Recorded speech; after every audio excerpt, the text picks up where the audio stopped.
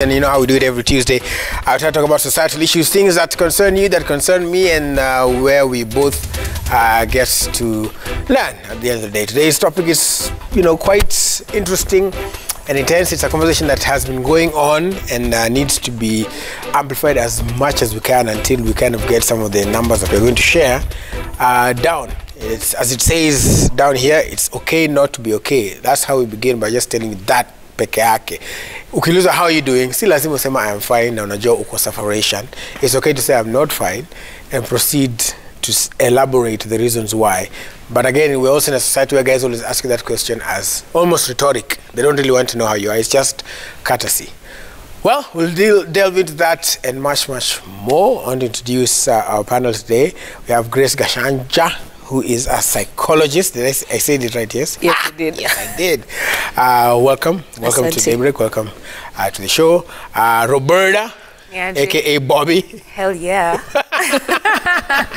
Good morning. Ugo salama? Niko fiti sana. Yeah? Everything is okay? Yeah, I'm good. Happy to be here. Yeah, you see, that's how you do it. She's good and happy to be here. Yeah. Yeah, that's how... Hiyo ni ukweli. Na ukweli. Hiyo si tu formalities. All right.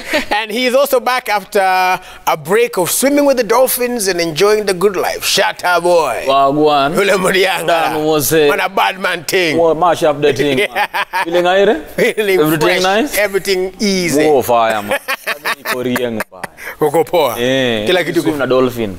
Na kama nilisurvive hizo nikarudi hapa, si niko sawa? Uko sawa. I am okay. You are okay. But it was okay not to be okay. Yes. But now I am. But now you're okay. A break is also normally very important. I want to show you some of not daybreak. Daybreak. Anyway, I want to show you some of what we talk about here. Allow me to just for a brief moment pick some of the data from the phone here. This is an article that was written by Peter Wairore. He wrote for The Guardian, but the report was released by the Minister of Health. He says that there are growing alarm in Kenya over shocking rise of number of suicides in the country. Almost 500 people are reported to have killed themselves in the 3 months to June this year, that is 2021. Now, it's about 483 deaths. That is more than the whole of 2020, last year. Now, the youngest person to take their life was 9 years old, and the oldest was 76. So this thing cuts across. And then for the 483 deaths were recorded during the period where a marked increase of the annual average has now increased to 320 per day. So people are asking themselves, why? What are some of these concerns? And I guess we'll start with you, Grace. 9 years old tells us that hata kwa watoto kuna kitu hatufanyi vizuri sana. We ignore some of the things. What would be some of the concerns and reasons why somebody as young as 9 would say, most people would say if the kid is going for therapy and they're depressed, they'd write it off. But how important is it to even as young as that age to talk to them about some of these things? When it comes to the conversation on mental health, the younger you start, the better. Okay. The way we bring up our children is really what makes the difference between a child who grows up knowing that it's okay to talk and it's okay to speak up when I'm feeling stressed. The way we parent as well also matters. Because if you're parenting in a way that a child is not allowed to feel, a child is not allowed to feel sad, a child can't speak up and say that I'm struggling in school, I'm struggling in this area or the other. That's the toughest for a child to say. Then it becomes... I'm struggling in school. Watambia pana. Wenzako wanapita. Sababu kama wazazi, what did your parents grow up telling you? I was always number 1. What happens when you're number 10? Right. I failed, I'm not going to be anything. Kuna hizi pressures enda usome kwa daktari kwa, all these very high pressure jobs. Instead of just saying, if you're not able to do it, just come, tell me as your parent, what is stressing you? What can we do about it? Twende shule, tutafute tutor, tutafute alternatives za kusoma, hesabu ndio inakupatia stress. Let's go speak to your teacher, let's get you some extra tuition or the other. Just teaching these children from as young as they are that their mental health is also very important. Speak up. Are you feeling worried? Are you feeling stressed? Probably you're worried about COVID. Have you spoken to your children? Have you, sahi tuna struggle na COVID, umeambia watoto wako ati, his story, it's important for you to mask up. It's important for you to take care of your mental health. If you're feeling stressed or worried that your parents will be sick or you lost your grandparents recently, How has that affected you? Are we normalizing this conversation from as young as a child mwenye unaweza ongea na yeye? You know, the younger you are to start this conversation, the easier it is that ile time watu wanafika age yetu, tutakuwa sawa kusema it's okay not to be okay. Kana go through a tough time, nitaweza kukam ni kushow, I'm not okay. Nimekuwa na stress. I think I'm going through depression. I've been having hard time getting out of bed. But because we don't talk about this, because we've normalized, how are you doing? I'm fine. I'm okay. You've normalized Instagram life. Yeah. Kila mtu ana make it in life. So mi na struggle, acha nisipost, lakini ile time nilikuwa na make it, nitapost tu photo yenye niko na smile. Yeah. So the younger we are when you're starting this conversation, the easier. And we'll have less guys ending their lives. Right. Because that main aspect of ending my life, it's that expression of I'm at the end, I'm overwhelmed, I don't have an alternative, this is the only way out. Right. Yeah. And Bobby. Yeah. I guess Roberta. The other thing is, like she mentioned there about social media, and we live in those spaces where, I mean, even when you try to express yourself, what do I say, ma? In short as well as you bomb. At the end usema, but it's a thing you like saying. Yeah. So how do you remain true to yourself even when you're online, because there's so much that's being thrown at you? The thing with social media, you have to realize it's not real. Nobody is going to post the times when they're suffering and they don't have rent and they don't have food. Everyone picks the best times of their lives. When they go out to a nice lunch, when they're meeting up with nice people, etc, etc. So when you're on social media a lot, and this is what you tend to consume most of the time, this is all you get to see. And by default or subconsciously, you tend to start competing or trying to compare yourself with these lives that people are living. The best way to be true to yourself is to know yourself, to love yourself. It starts with you. Because the moment you love yourself, you stop caring as much. You stop giving the power for other people to influence your decisions, your life like that. So when you love yourself and you're rooted in yourself, you stop caring so much about what other people are doing, what other people think about your life, and then you're able to exist as yourself. Hautakuwa scared kupost ukiishi kwa bedsitter as opposed ukienda kuvisit beshte yako kwa mansion yao Karen. Because this is you, this is the true you. And then you realize, since social media isn't even real, nobody even cares. And the more real you are, people tend to relate better because that's what they're following you for. So easy pressure ni sisi ujekea. Other than society and external pressures, it's just about you. When you ground yourself and you love yourself, you stop so much caring about what other people think or what they have to say about your life. So I think, like the doctor said, we need to start these conversations as early as possible. In that way, you teach your child to love themselves so much that they grow up being unapologetically themselves. So then such things don't get to them as much, and then they're able to speak to you because that is how they are, that is them. And it's hard though, when it comes to the socials, like you said, there are those who live a life, maybe like you're saying, bedsitter or whatever it is, but they wait until they come to town. On a post, you never see them post their parents because they're ashamed of where they came from, etc. So it's hard. While you can say don't, even up to today, ukiangalia comments, Shatta amesema hiyo picha kwa sababu Shatta I know, that's good. I believe Shatta, I believe Bobby, I believe Grace, but niko na that one guy hapo at Devil's Advocate 26727 and police wewe ni fala. Once you read it, it kind of affects you in one way, shape or form. Form ni aje huko on the social space chat. Una feeling ni kama things are overrated ama? Personally mimi siwezi kufeel hivyo. As you know. Yes. Iwezekani. But unajua hiki kitu kuna time nishaisema kitu tena that social media on its own should be a unit in schools. Primary school. Unaona watu wafundishwe kuhusu social media. Juu hii system imeintroduciwa watu wanaencourage kutumia internet.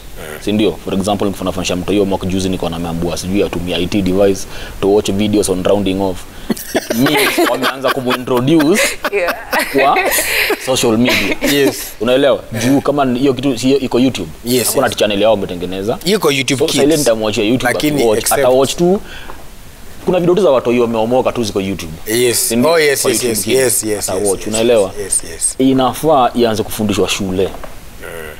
Ile kitu inasumbua watu ni comparison. Unaona, the biggest problem we have today is competition and comparison. You are okay is my okay. Like, you see what Shatta is living? That is supposed to be my okay. Unaelewa? Aujui, that is not your okay. Your okay is you as Willis. But wewe unajiambia kama Shatta anaishi kwa hii nyumba, for me to be okay I should be in that house. Unaona? So ushaanza kujicompare. Unaanza kujichukia. You want to be a Willis wannabe. Unaget? So awatoi from shule wakigrow na walimu pia wafunze. Walimu ni wengine. Wanakuanzia pressure kwa class. Sawa, they start comparing you to other children hapo tuko hiyo class. Unaelewa? Unasikia wewe unashindwaje na huyu? Mbona nilisomesha the same subject? Huyu amepata, wewe umeanguka. Unaona pressure kama hizo zinaanzia na mtoia na mtoia hapo. Mtoia na pia wazazi wala read signs za watoi. For example, mtoia na kama homa anaanza kusema yeye ako na tonsils. Hataki kwenda shule. Anasema akiamka tu asubuhi anaumwa tumbo. Unaona? Na sio akifika saa 2 anapona. Why? Kuna underlying issues zenye zina happen ya mtoi hauwezi jua. Unaona? Na pia sisi ile maisha tunaishi is so demanding. Unapata most of the parents are absent. You're there but you're not there. Unakujanga home kama watu wamelala, unaamka, unapata ndo wanaenda shule, unawasalimia, wanaenda. Unaona? Maybe unapata watu wako Sunday pekee. Na hiyo Sunday they want to be out with their friends wakicheza huko nje. Unaelewa? So wewe mostly time yako na mtoi uget. Unaelewa? We need to create deliberate time as parents for children, and also in schools teach these children this thing called social media.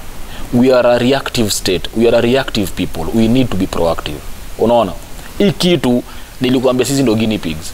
Hakuna script ya social media, ni sisi tunai-live through it. So that the generation that will come itakuwa inajua script from us. Wataandikia script kwa sisi vile tulipitia mai. You remember songs? You remember this one used to Ash Papi, you used to post this, we ended up here.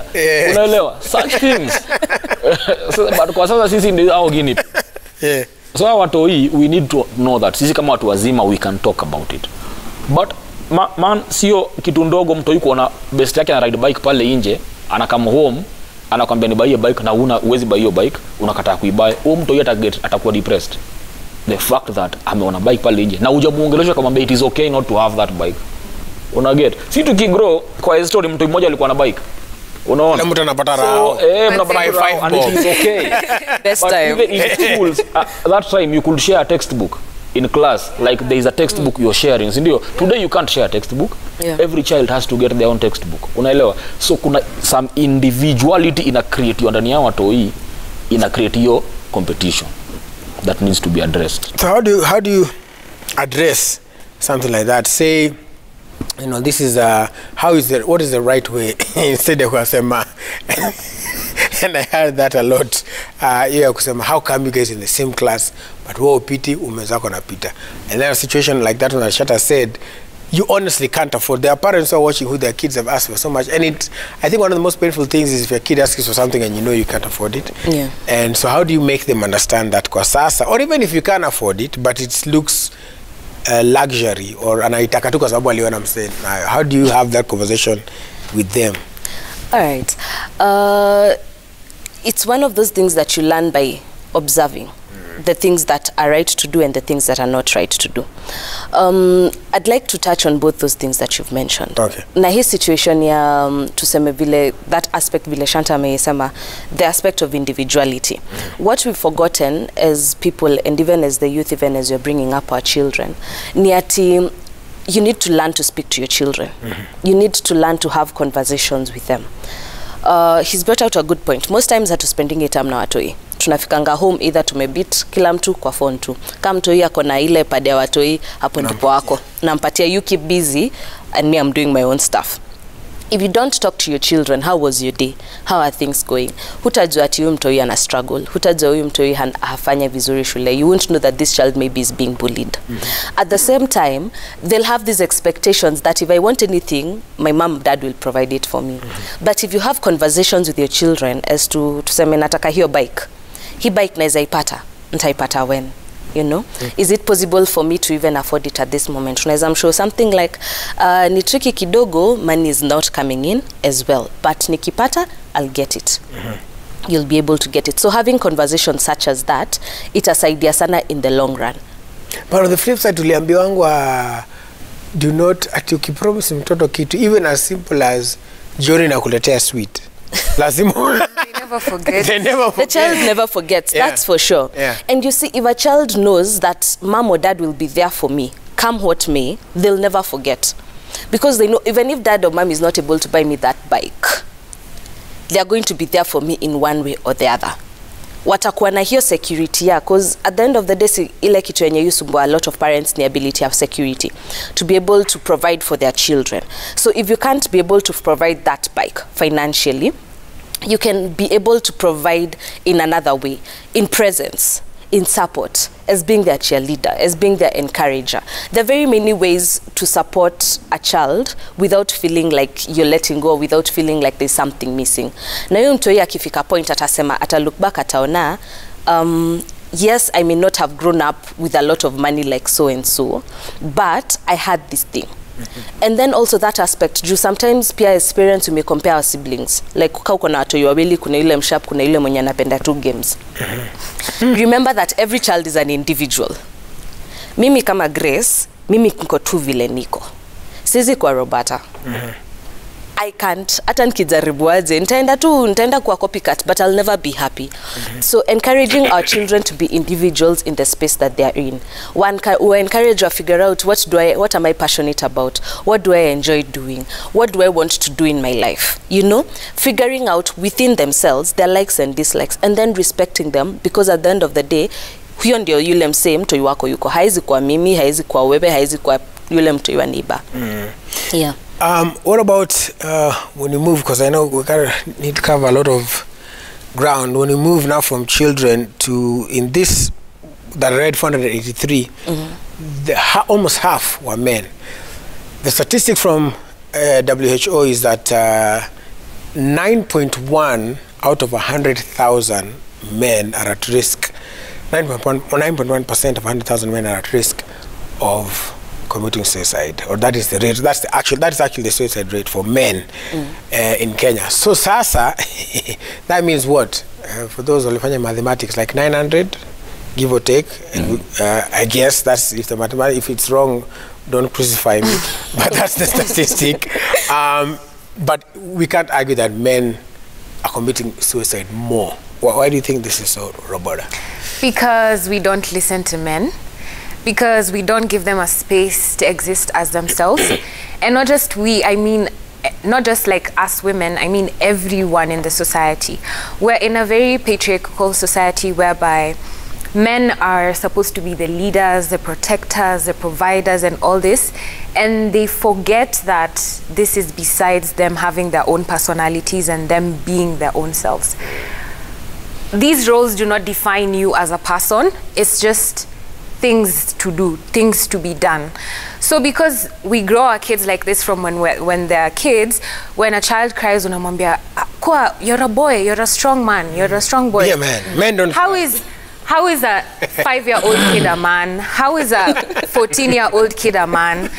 Even a 17-year-old kid doesn't pass as a grown man to me. Even at me, I feel like I started growing up at 25, and I'm 25 now. So anything else before that, I feel like kila kitu ilikuwa trisex. Like sai ndo niko aware, neza make better decisions, and I'm 25, you know. So it's how we grow our boys. We do not give them a space to be able to communicate their feelings. We dismiss everything that they feel, and just because we're concentrating on the girl child doesn't mean that we have to push the boy to the side. Because boys are just human beings. They have feelings as well. They have thoughts. They go through all these things. They need to be able to exist as themselves and communicate and say what they're feeling. But in our society, we do not allow for that. So mostly, ukipata a man has issues or stress, the easiest thing to do is to run to getaway drugs, or even when they hang out with their men friends, I've found out that men do not say what they feel mostly when wanaongea tu juu ya football. It's very different from us women. if you chimina Grace tuki hang out The three by Fs. kesho. Football, females, and the other one. Yeah, you know. Yeah. By kesho, Grace might have known, you know, what I've been feeling, what I've been up And to, it what could I've be been like you've just doing. met, even if We you have didn't know she's a just met, psychologist. yeah. You've just met, but you'll talk. It's because sisi tumezoeshwa kusema how we feel, tumezoeshwa ku exist in our feminine energy, where we're able to just talk about things and tell people how we feel, talk about it. And that's why sometimes even men don't have the tolerance for that. They think it's weird and it's... I see even my brothers, every time me, I'm very expressive. Ukinikasirisha nitakushow. I don't shut up about it. If I'm sad, I will tell you. But when I express myself, they tend to be like, they don't know how to handle it. They don't know how to act. They're like, it's weird. They sat there. You know, it's how to do. You know, so because they don't know how to have these conversations. But I feel like what I try to do with the men in my life, like my brothers, my dad, my friends, I try to show them that they have a safe space and there's nothing off limits to talk about. And it starts with the small things like, how was your day? And I mean really, Willis, how was your day? You ulienda ukakula breakfast. I mean, don't just jump into, I'm fine, it was good. No, I want to know how your day was. How's your day? I met Shatta. Yeah. Came to work. So, home. Like the Daktari said, these conversations, we're supposed to have them as young as these kids are able to speak and talk and listen. Because ukizoesha ikikuwa habit, inakuwa mazoea, inakuwa, it's not that difficult. So when they're grown up or they're teenagers, you want to talk about, you don't even know if they're depressed, nini. But when mtoto wako amezoea kuongea, it's going to be very easy for them to find a friend in you to just be able to talk to you and even to be able to express themselves with their friends. Because Saizi, we're just so scared of opening up and things like that. But I think men need to know it's very, very okay and their mental health is just as important as anyone else's. As anyone else's. Yeah. I'm sure Shatta has a lot to say about it. I wouldn't even ask a question yet. Just say what you have to say about it. Then I'll ask you. I know this is a topic close to his heart. Ni mademo tusikilize Buddha. Ni mademo tusikilize. Unaona? Na there's a day I said silence is speaking. Unaona? But sasa tukirudi kwa hiyo point, unajua actually statistics nasemanga mademo wengi ndio try suicide, but mabo wengi ndio kwa successful. Unaona, because men choose the most violent of ways to do it. But I believe it is because you hate yourself the moment you start feeling depressed as a man. You know why? Because you've been told it is a weakness. No one has ever told a man that depression is a disease. It is a sickness. Would you hate yourself for having a headache? You see? But people have made men believe being depressed is you being weak. And nobody loves weak things. So the first art for you to get to a point where you want to take your life, it means you hate your life. You don't love yourself. Unaelewa? So when we get to that part that we, first of all, let's decriminalize the thing. You know it is criminal if you attempted suicide. You will be jailed. Have you ever seen a society that criminalizes a disease? This is it. We are living in it. We are in that society that this is a disease that is criminalized. The moment, first of all, if you know, because the government has said it is a bad thing, they will jail you if you attempted it. So if you're doing it, you will be silent about it. If you're thinking about it, you will be silent about it. Because you don't want to go to jail. Yeah. Of course. Unaelewa. So you will hide until the moment you do it, then you leave a suicide note and you do it. And people are like, "Sumcha alikuwa poa." But all through, this man has been undercover. Like, because if I say these things, I might end up in and sisi kushikwa ni kawaida kama wanaume. Asijui wanaume jingia kwa cell. Unaona. So you know, like, if I was to start speaking, I am doing an illegal thing. You know the repercussions of it. So you end up being silent. First thing we should do, first of all, is to tell people that depression is a disease. Na uwezi kujichukia juu ni mgonjwa. Na ukiwa mgonjwa, ukiwa na tumbo, ukiwa na homa, ukiwa na malaria, you go to hospital. Unaget? Make it accessible. Make men want to go to hospital. Unaelewa? Give them safe spaces to talk. It is, people say, si Shatta angeongea na Willis, but that Willis does not know how to listen to me also. You know that this point? This is hypothetical, by Disclaimer. This is a disclaimer. Yes. That a man does not know how to listen to another man. That's true. Unaona, you will start speaking, na wewe mwenyewe haujui atareactaje ukimwambia hizi vitu. So that is where they go to booze. they're like awe tushie hivi nikushow. Kind of So they know when press they, the pause button. twende tukate maji turudi home. As long as akikutoa, they think actually watu wengi wanafiligi, if I started speaking about me and the problems I have, if you manage to get me from that conversation, you've helped me. But what you've done is you've paused me and introduced me to some happy life. Then when I'm not with you, not even the next morning. Yes. Once you wake up and I am back to this, unaelewa? Back again. So now, by the way, nikwambia kitu, wanaume wengi open up madem than wanaume. Unaona? So it is for women to know that. And when a man opens up, number one, do not use that as a weapon against him. Next time you're having a quarrel, it will be used against him. That is done a lot. No, they will use it against you. And when they speak, it is not a weakness. They speak to be strong. That one needs to be understood. Yeah. How is it, again, I mean, you've talked about a lot of it, it's the societal pressure and all of that that is causing men to do this, but probably without revealing a lot, since you're a psychologist, what are some of the things that, you know, men complain about that lead them to this depressive state?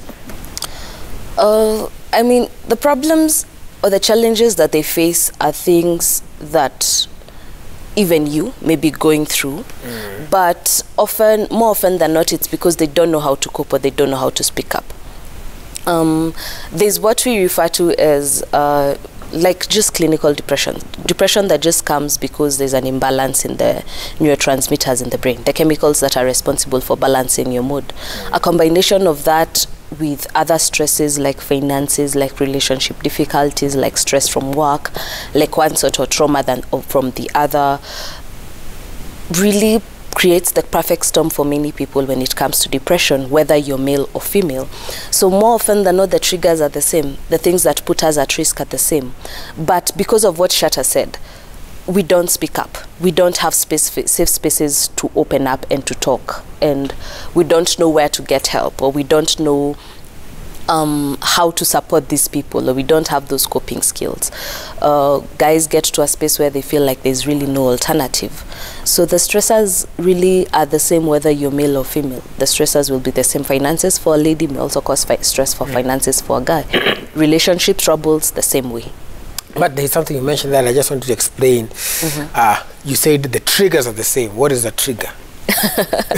A trigger is something that puts someone at risk of developing a mental illness, or even causes the symptoms to start being seen or to start being present. So when I'm saying like financial stresses are a trigger, I mean that hizo sasa ndizo tuseme kama ile, you know, the stroke that breaks the camel's back. Hiyo ndio inamalizanga tu kila kitu bam. Depression in a come through. Okay. Yeah. All right. And so you mentioned one time here that, you know, Roberta, growing up, we are a society where I see it a lot, and we'll talk about how you can put up a quote and really not mean it. People on social media these days are very, you know, started by butchery with one piece of meat kind of thing. But you mentioned something about growing up. We are walking around, and maybe you'll also help us with that. We are walking around with a lot of trauma, some we know, some we don't know, from our childhood. And we are transferring a lot of these things to other people. But how, I guess what I'm asking is, like, how do you really become aware? How have you, for example, become aware of what you were dealing with in the past? And now I hear you talk about how you're deliberately making, you know, your brothers and the men in your life understand. How did you get to that point? Well, what happened for me is that I just got tired of being depressed. So I needed to, there's a time in my life I was going through depression. I didn't know what was happening to me. I couldn't wake up in the morning. I felt like there was a big hole in my chest and it was very painful. I was anxious all the time. I was always sad. Nothing gave me joy. Like my life had just changed. And I couldn't really explain all this. But how I am naturally is I'm a person who loves to learn. Okay. So I sought this awareness. I went on the internet and I would Google my symptoms. I would check out what I'm feeling. Because, you know, also, my parents really didn't understand. Because I'm this person who's always doing things, and then all of a sudden I just didn't want to do things, and went to 3 months, 4 months, 5 months, 8 months. So, you know, they call me lazy because now I'm very unproductive. But I knew I'm not lazy. Like, I knew deep down, this is not me. So I had to find out what was happening. I went on the internet and I got information. Oh, so this is depression. I learned a bit more about it. And actually it took me about two years to be fully aware, because now is when I'm starting to deal with things. This was about 2 years ago when I was going through this, and I had no idea what it was. So how I try to make myself deliberately act upon the things that I go through is I seek awareness. I'm constantly trying to find new information, trying to learn about what it is that I'm going through, what it is that I feel. I know the internet is not like one size fits all, and it can't Dr. Google can't really tell you, but to be honest, that's how I got help. Before I got to see a therapist, before I got to talk to anybody, I did a lot of work on my own. Yeah. So what that taught me is that this information is at our disposal.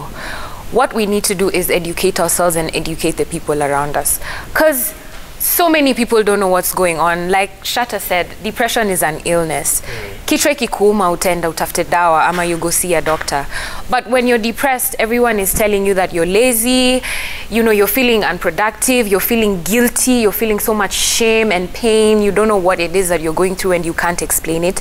If you're not aware that you're sick, you tend to push yourself further into the depression, and this is where it can end up in, you know, you getting triggered into committing suicide. Because I have thought about suicide before and I have attempted it, but I wasn't courageous enough to go through with it. And it's not that I loved myself so I stopped myself. No, it's that I had the awareness that this is a disease. So this is something that can pass. It's something I can get help for and I can work on. To be honest, the people I tried to talk to did not understand anything about what I was talking about. Right. You know, you try to say, you can't really explain what depression is, because it's not, you can't use words to say, you know, I feel like this, I feel like this. It can be mistaken for sadness or for just a bad day or something.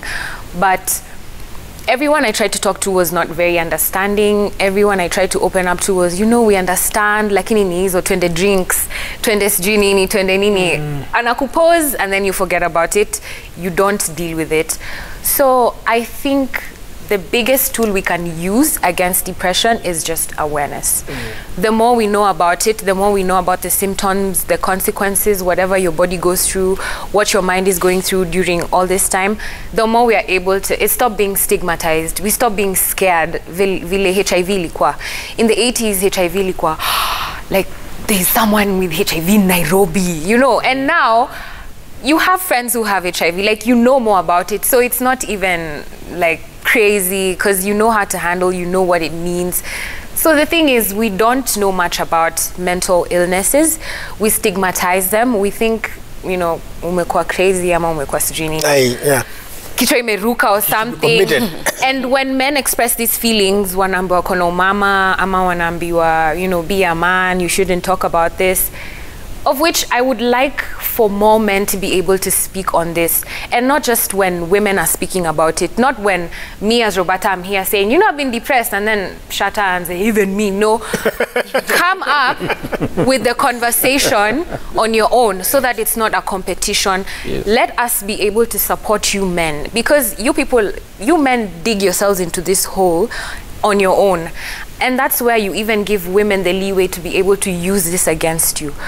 I'm not saying it's your fault. I'm saying everyone has a problem, and we need to work on ourselves so that if it's not stigmatized, when a man comes and speaks to me about his feelings and his thoughts, I'm able to listen to him without judging him, and vice versa, and we can be able to work on it. So I would love for more men to spearhead this conversation. Talk about. So that we can see the seriousness and we can be able to see, oh wow, Willis is actually talking about mental health. What is it about? How can I saw you talking about shadow work, and I was like, oh yes, wow, you know, this is so good.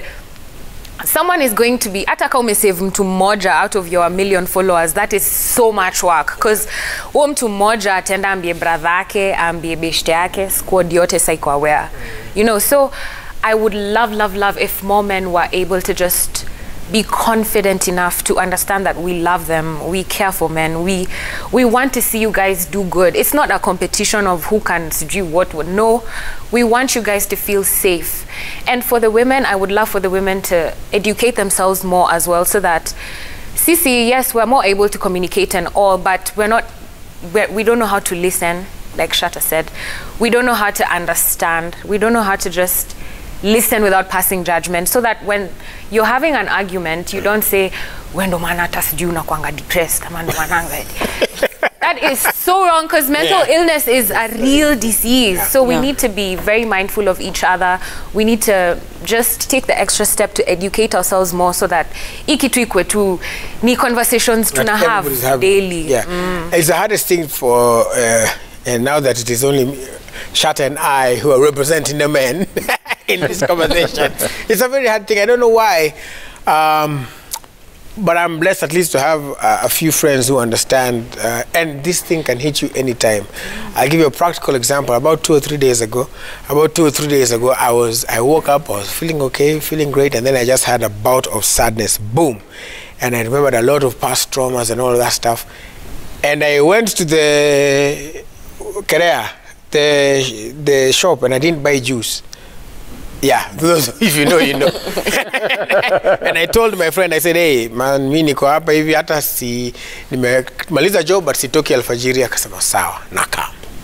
Na tukakaa na tulikunywa ndio. But then we really talked about a lot of things. You know, it wasn't just poa tumaliza tuende. And it really helped. But it's very hard for men. Why do you think it's so hard for men to, I mean, it's changing slightly. It's not like it was before. I guess you're becoming more aware.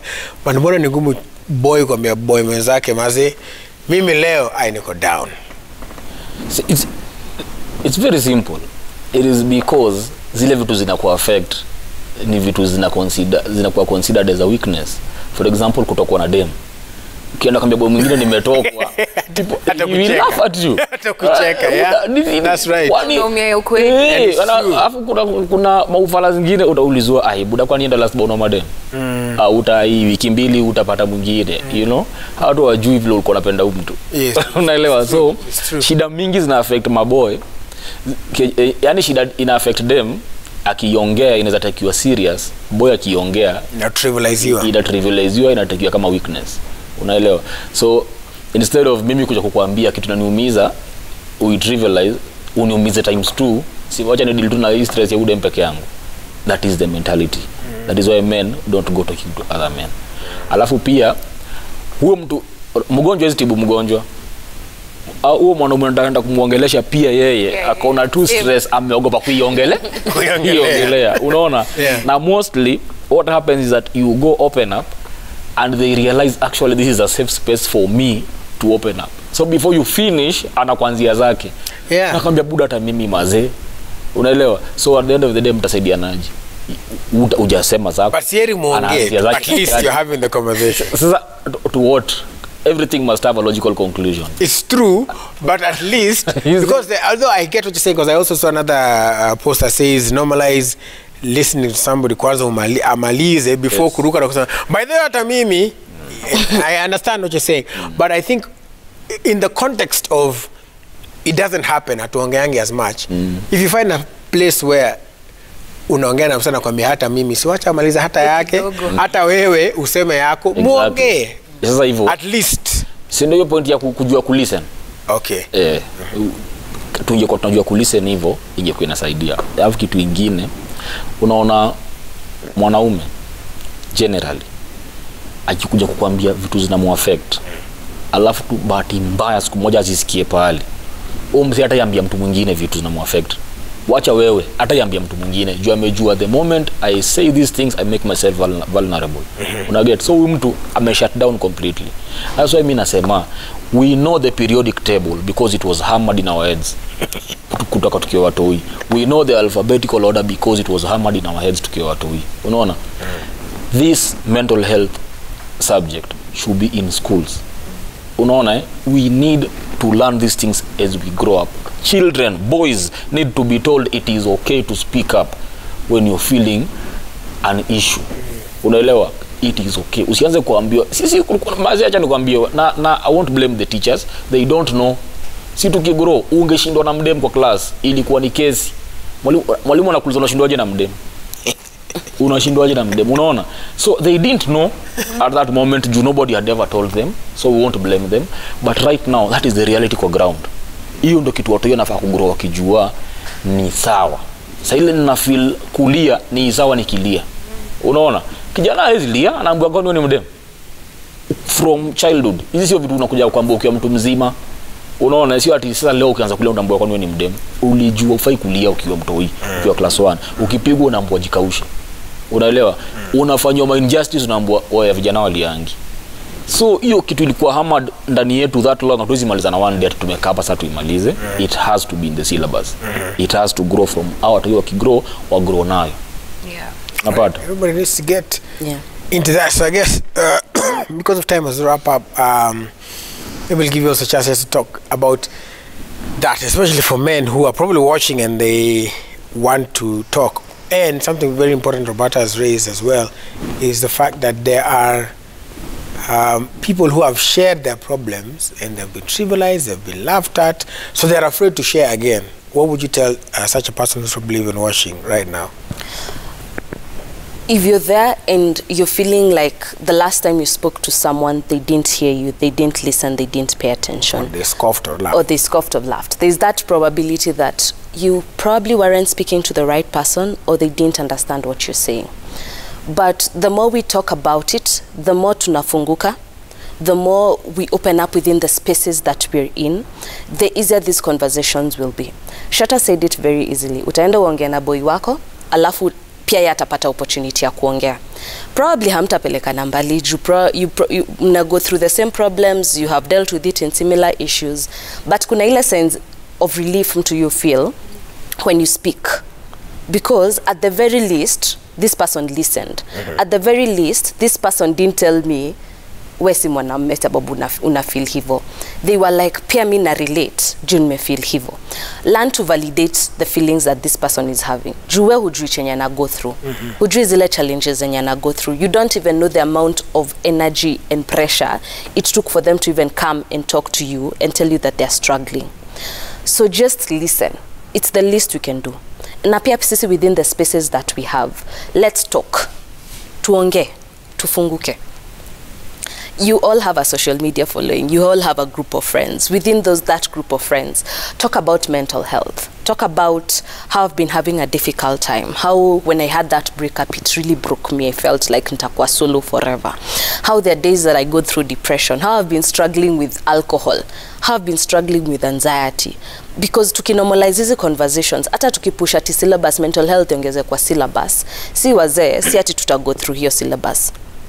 But if we normalize this conversation, more people will speak up. And maybe, just maybe, you'll save someone's life.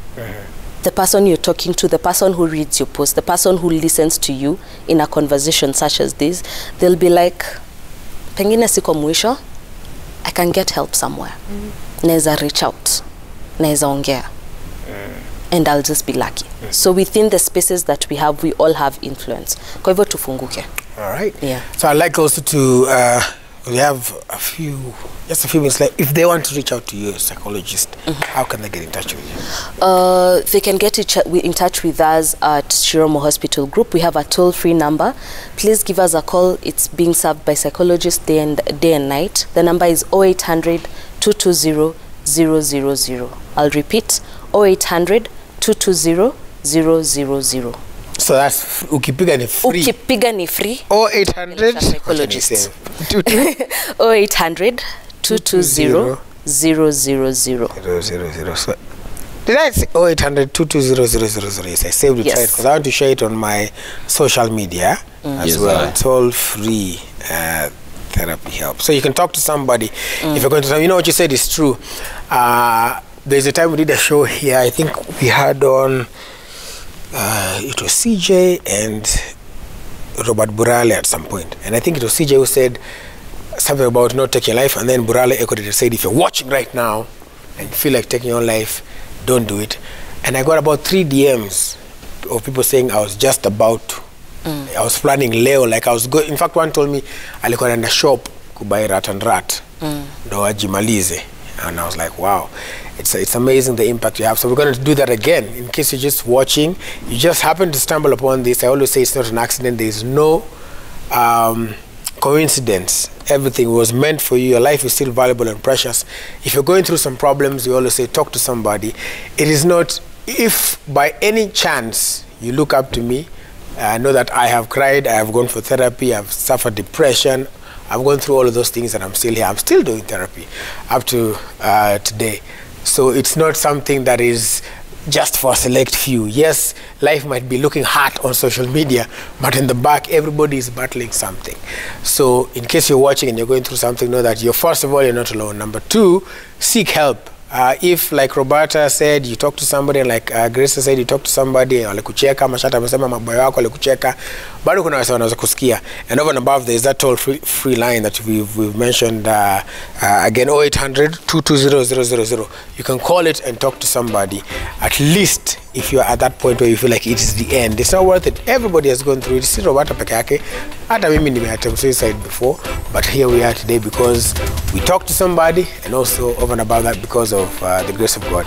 And also especially for Christians, as much as you will pray, tafadhali, you know, prayer is a weapon, therapy is a strategy. So combine the two so that you get adequate help.